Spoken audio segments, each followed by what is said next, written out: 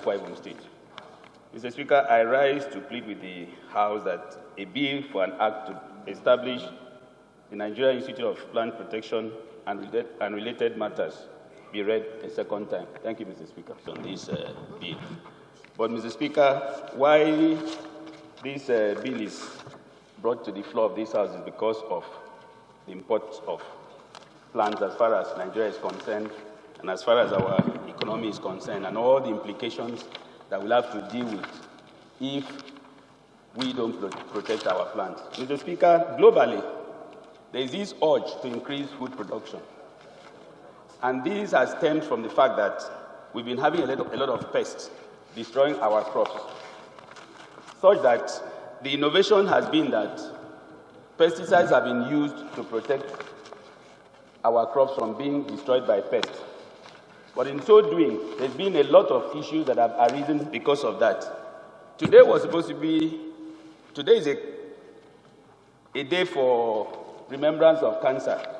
Mr. Speaker, it's been found that the pesticides have been used in protecting our crops, spraying on the fields to protect our crops from being infested by pests, are actually carcinogens. In other words, they are some of the precursors of cancer formation. And we do not know about it, but several studies have revealed it, because apart from the fact that we spray it, it helps our crops. We produce more goods, more crops and fruits. Mr. Speaker, a lot of them are persistent in the environment, and they are known as the persistent organic pollutants. And it's been known that they persist in the environment months and years after, to the extent that when the rain falls, they are actually carried off by the runoff waters and into the aquifer and into the rivers. It can even affect our fishes. Now, Mr. Speaker, we are aware that some years ago, our beans that we exported were banned in Europe. And that was because they found a lot of pesticide remnants in the food that we had exported, because it was more than the required quantity. We are aware that people use gamalin in fishing. We are aware that even snipers are being used in spraying our crops, and these are detrimental to the health of our people.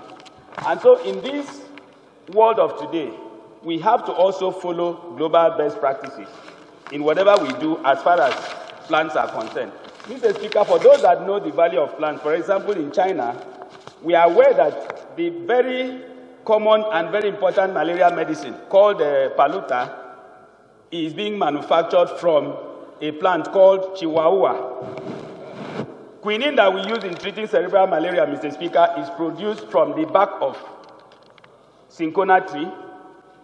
Even the cocaine that is so much abused today, Mr. Speaker, is from plants called coca. And then, Mr. Speaker, we found out that cocaine is the most potent analgesic in the world. It's the most potent painkiller.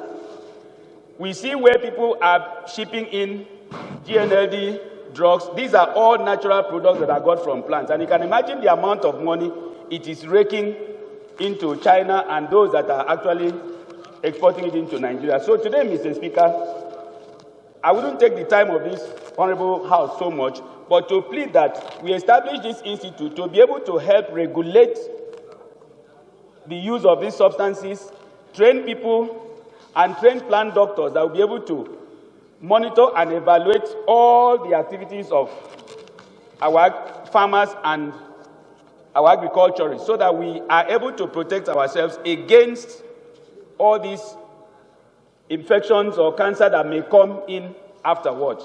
So I beg this Honorable House to support that this bill pass through the second reading. Thank you, Mr. Speaker.